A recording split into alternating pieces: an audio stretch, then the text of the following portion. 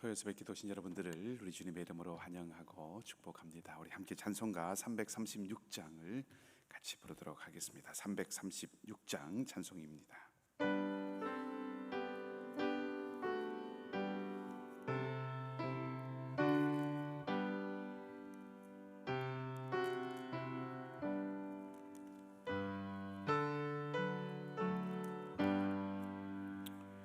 환난과 핍박 중에도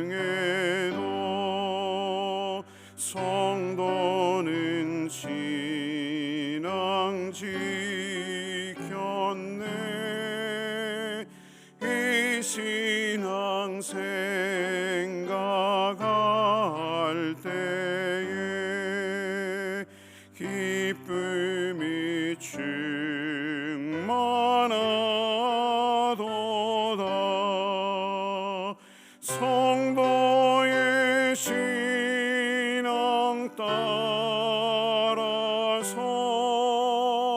죽도록 충성하겠네. 혹중에 매인 성도나 양심은 자유 얻었네. 우리도 고난 받으면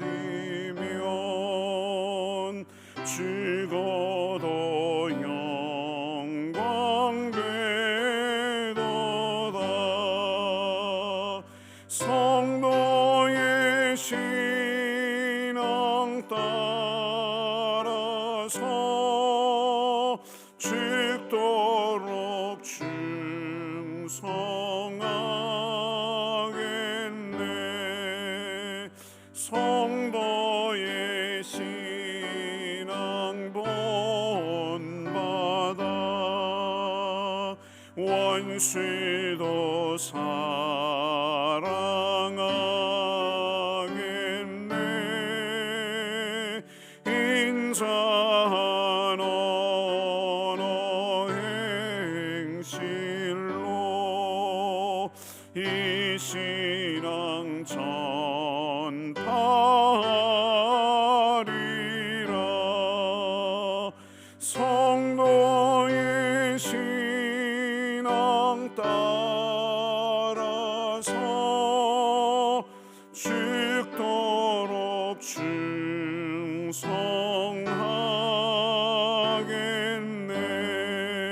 충성하겠네.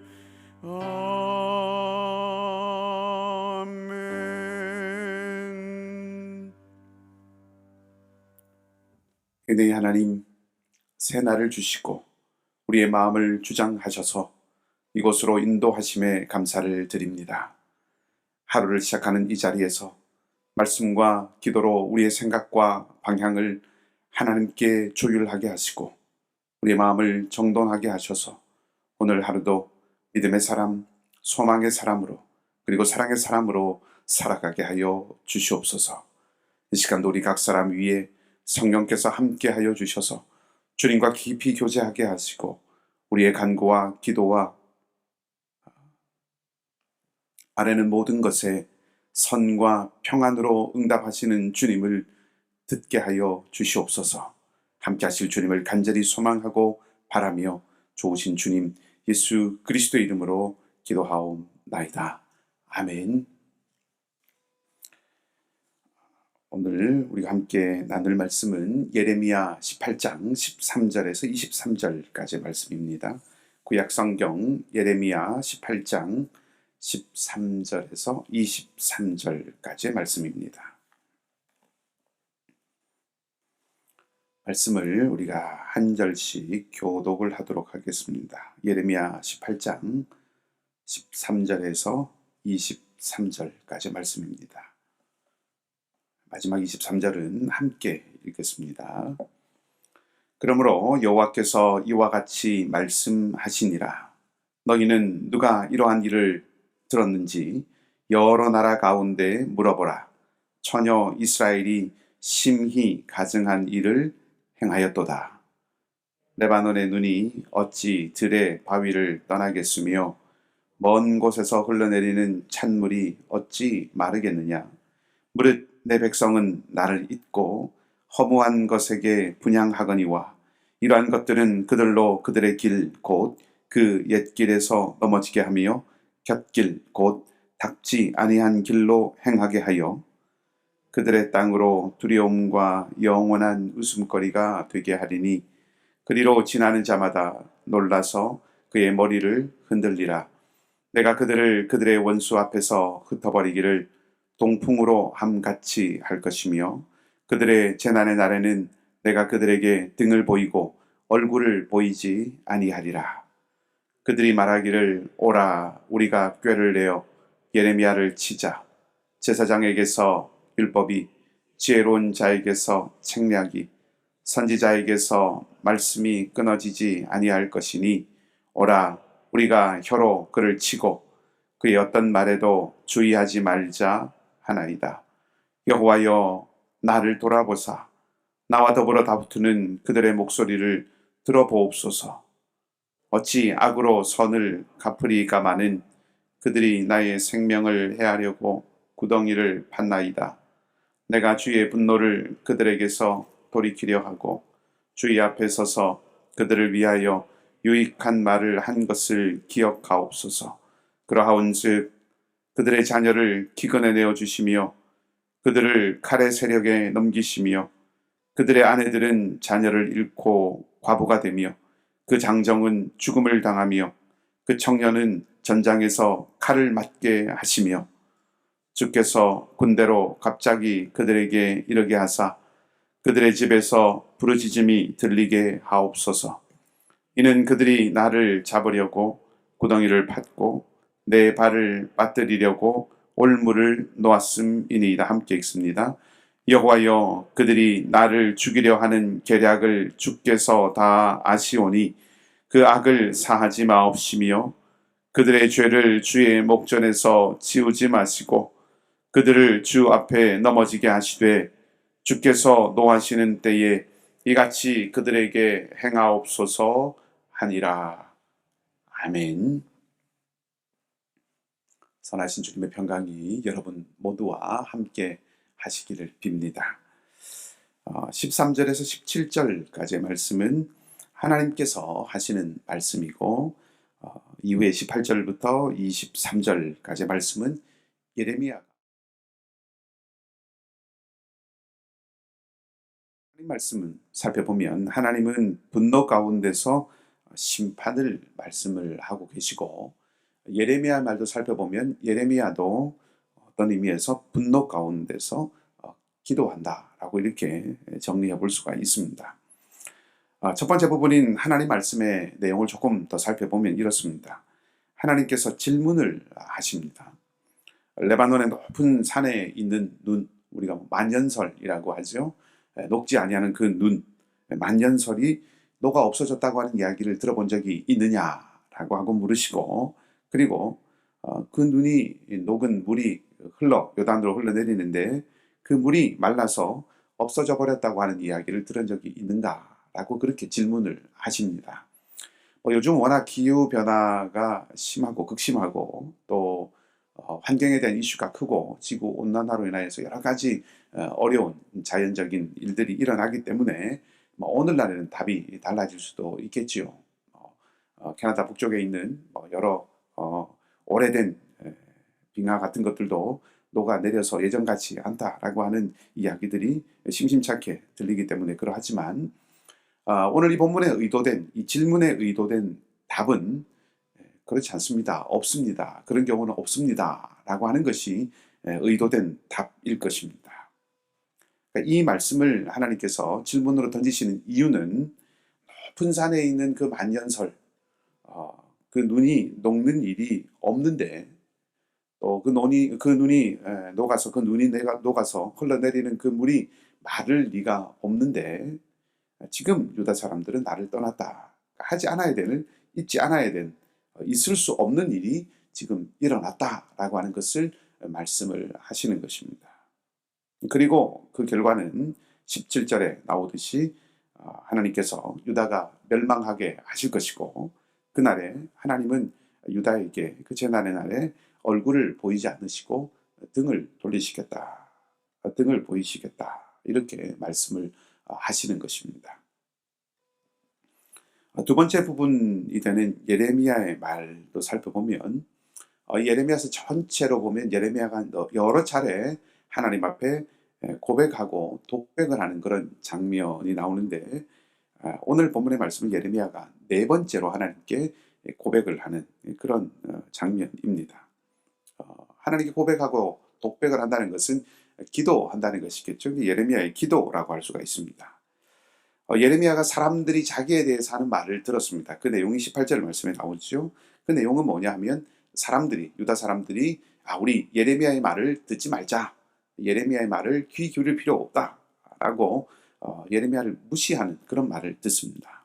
그 말을 듣고 예레미야가 하나님께 기도하는 것이죠.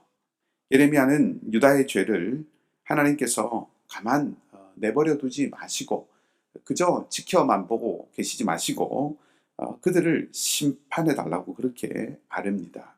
구체적으로 보면 조금 내용이 좀 끔찍한 내용이죠. 자녀들은 기근을 겪게 하시고, 부모들은 자녀를 잃게 하시고, 젊은이는 전쟁터에서 죽게 해달라고 하는 꽤 잔인하고 끔찍한 그런 내용들입니다.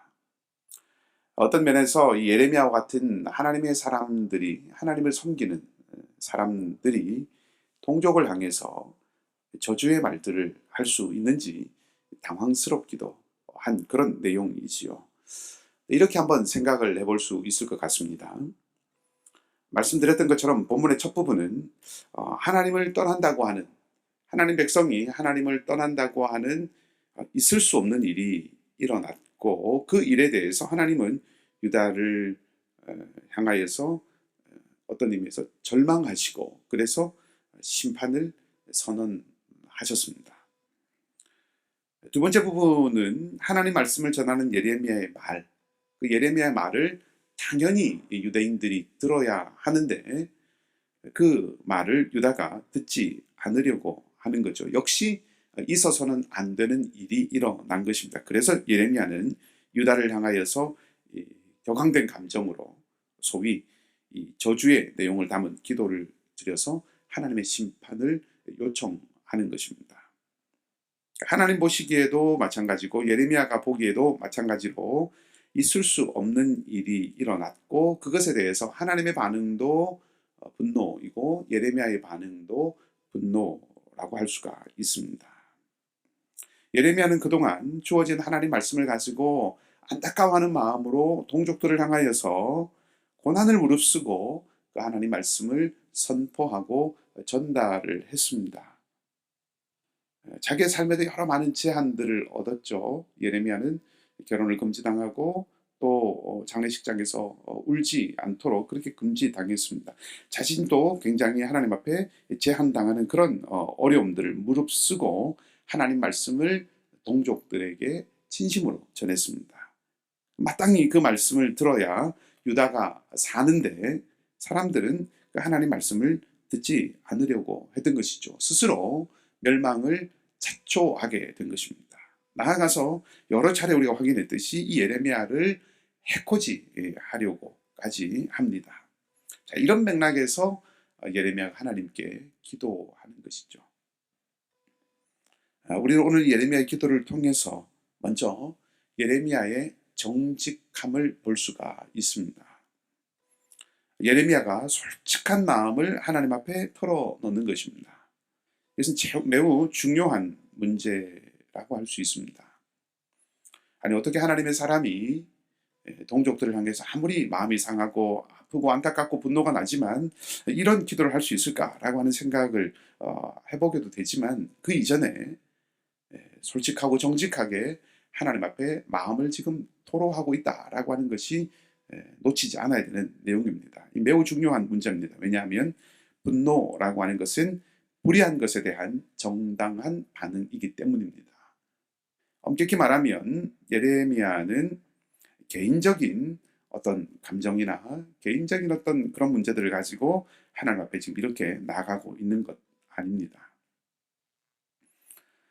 기도라고 하는 것은 하나님께 드리는 거죠. 이 고백이 기도라고 하는 말의 의미는 예레미야가 스스로 유다 사람들에게 분을 쏟아서 자신이 어떤 복수를 하거나 원수를 갚거나 어떤 대가를 치르게 하려고 하지 않고 있다라고 하는 점입니다. 기도했다고 하는 것은 불의를 판단하는 것이 하나님의 손에 있다고 하는 것을 고백하는 것입니다. 우리가 어떤 억울한 일을 당하거나 괴로움을 당했을 때 자연스럽게 나타날 수 있는 반응 가운데 하나는 자신을 억울하게 한 그 사람에게 동일한 고통을 내 손으로 주려고 나서는 것이죠. 그런 모습이 우리에게 나타나는 자연스러운 반응과 생각 가운데 하나입니다. 스스로 내가 복수하고 그 사람에게 내가 되갚아 주려고 하는 그런 마음들이 생겨난다는 것입니다. 근데 기도는 그 억울하고 상하고 분한 마음을 상대에게가 아니라 하나님께 쏟아내는 것입니다. 그렇게 함으로써 하나님께서 보시고 하나님께서 판단하시도록 하나님께 맡기는 것입니다.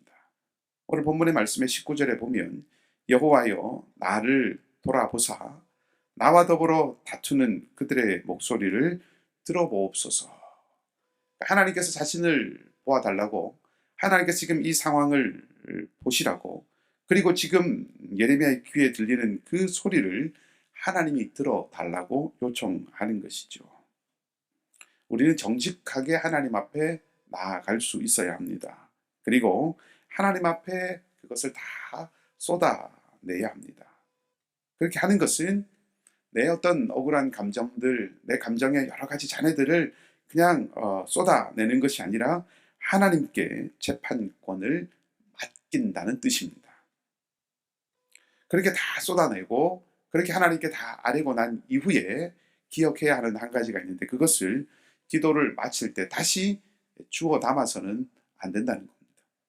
하나님께 내려놓고 하나님께 다 맡겼다면 그것을 놓고 그 자리를 떠나가야 한다는 거죠. 근데 많은 경우에 하나님 앞에 우리가 우리의 마음을 쏟아놓고 다시 기도의 자리에서 일어설 때 그것을 주섬주섬 우리의 마음에 다시 담아갑니다.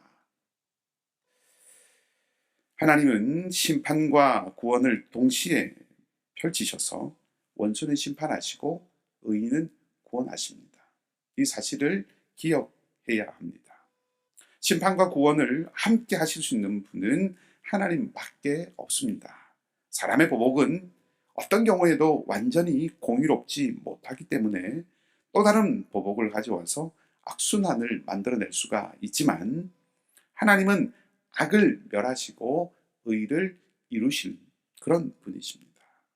그런 측면에서 하나님을 향해서 이 대적을 심판해 달라고 하는 이 예레미야의 당혹스러운 이 기도는 원수를 갚는 것이 하나님께 있다, 모든 판단은 하나님께서 내리신다라고 하는 신앙의 고백이라고 할 수가 있습니다. 한 가지 더 말씀을 드리고 싶은 것은, 하나님과 예레미야가 이렇게 심판을 선포하게 되는 이유, 또 심판을 요청하게 되는 이 이유는, 그 원인은 유다의 실책에 있는 것입니다. 15절 말씀의 표현을 그대로 빌어본다면 곁길로 갔다라고 이렇게 표현해 볼 수 있는데, 이 곁길로 갔다라고 하는 것은 이정표가 없는 길로 갔다라고 하는 그런 의미입니다. 그러니까 내 생각대로 내 마음대로 이정표가 없다면 내가 판단해서 옳다고 여겨지는 대로 가겠지요. 그런 의미에서 내 생각대로 내 마음대로 이것이 길이다 라고 그렇게 생각하고 그 생각을 따라 걸어갔다는 것입니다. 유다의 잘못은 거기에 있다는 거죠. 내 마음에, 내 생각에 내키는 대로 하는 것입니다. 그것이 18절 말씀에서 표현되기를 예레미야의 말, 정확한 하나님의 말씀을 듣지 않겠다라고 하는 것으로 나타나는 겁니다. 18절 말씀 조금 헷갈릴 수도 있는 말씀인데, 18절 말씀의 내용은 우리에게는 예레미야 같은 이런 사람, 예레미야가 없어도 율법을 가르쳐주고 지혜를 일러줄 다른 많은 사람들이 있기 때문에 제사장들에게서 율법이 나오고 지혜로운 자들에게서 책량이 나오고 선지자에게서 말씀이 끊어지지 않을 거니까 굳이 예레미야의 말을 듣지 않아도 다른 선지자들, 다른 제사장들, 다른 지혜로운 자들로부터 들을 수 있다. 그러니 예레미야의 말을 듣지 않아도 된다라고 하는 것입니다. 말하자면 자기가 듣고 싶은 것을 듣겠다라고 하는 그런 의미지요.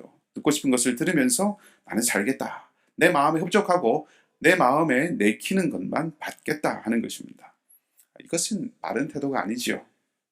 들어야 할 말을 듣고 내 삶을 내가 고쳐가고 내가 만들어가야 하겠다 하는 것이 아니라 내가 하고 싶은 것을 하도록 마음에 맞는 말을 선지자로 여기겠다라고 하는 것이 아니라 들어야 할 하나님의 말씀을 들어야 하는 것입니다. 내가 하고 싶은 것을 하도록 마음에 맞는 말을 하는 선지자를 선지자로 여기겠다 하는 그런 태도는 패망으로 가는 길입니다. 우리는 하나님 말씀을 듣고 그 말씀대로 변화되어서 살아가도록 하는 삶, 변화되며 살도록 하는 그런 삶으로 부름을 받았지, 내 마음에 좋은 말씀을 쫓아가라고 부름받은 것이 아니죠. 내가 하나님 말씀을 바꿔가고 내가 하나님의 뜻을 내 뜻에 맞게 고쳐가면서 살아가는 것이 아니라 하나님의 말씀에 내가 변화되도록 부름받은 사람들이라는 것입니다. 그것이 사는 길이라고 하는 거죠. 오늘 은혜의 기회로 하나님께서 또 하루를 우리에게 주셨습니다. 우리 귀에 좋은 소리 듣고 싶은 것이 사람의 마음일 수 있습니다. 하지만 우리 귀에 좋은 소리, 우리의 마음에 편안한 소리에 귀 기울이는 것이 아니라 때로 조금 우리의 마음에 어려움이 있지만 마땅히 들어야 할 소리에 귀를 기울일 수 있기를 바라고, 모든 불의를 올바르게 하시고 원수를 갚는 것, 다시 말해서 공의로 구원하시는 것은 오직 하나님의 손에 있음을 기억하고 스스로 심판자로, 스스로 우리가 구원자로 서려고 하는 그런 유혹과 싸워 이길 수 있는, 하나님께 맡기고 하나님의 손에 우리의 모든 것들을 들여서 주님의 판단을 의지하고 따라갈 수 있는 그런 하루가 되기를 소망합니다. 유다의 실패가 우리의 안전을 위한, 우리의 생명을 위한 살아있는 교훈의 말씀으로, 살아있는 생명의 말씀으로 들려지고 새겨지는 그런 은혜가 우리 안에 넘치기를 소망합니다.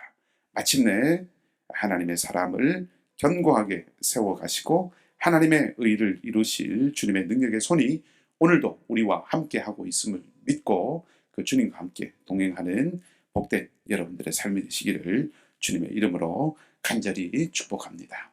함께 기도하십시다. 오늘 주신 말씀을 기억하고 우리가 말씀을 붙들고 기도하기 원합니다.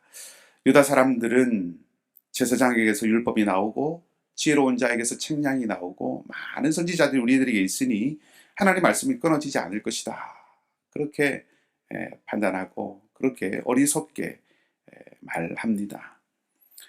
때로 우리도 우리의 마음에, 우리의 귀에 즐겁고 달콤한 이야기에 귀가 기울여지고 마음이 끌릴 때가 있습니다.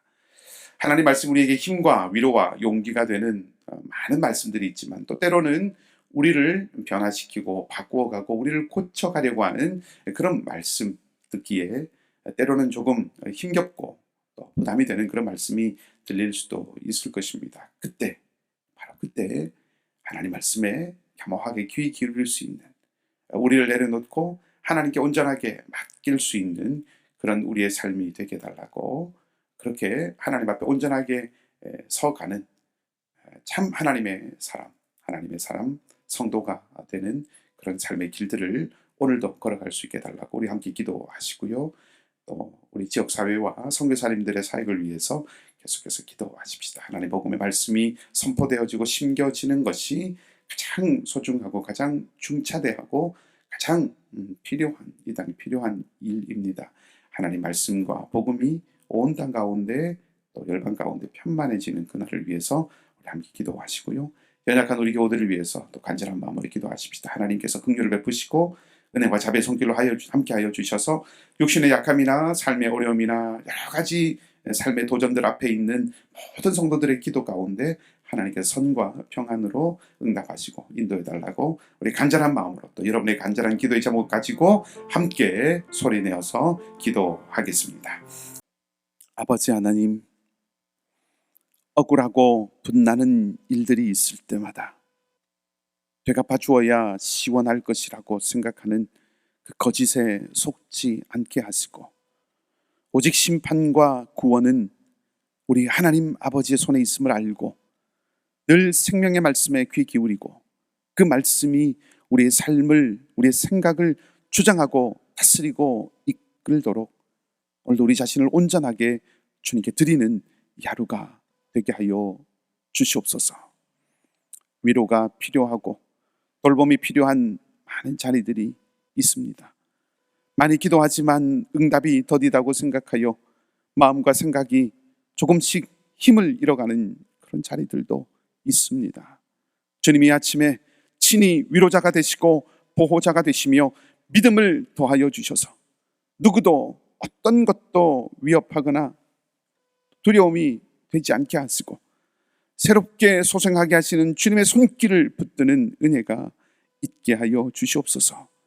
믿음의 용기가 필요한 곳에는 주님께서 담대함을 허락하여 주시고, 격려가 필요한 곳에는 주님께서 힘을 불어 넣어 주시되, 하나님의 사람들, 우리가 그 통로가 되게 하여 주시옵소서.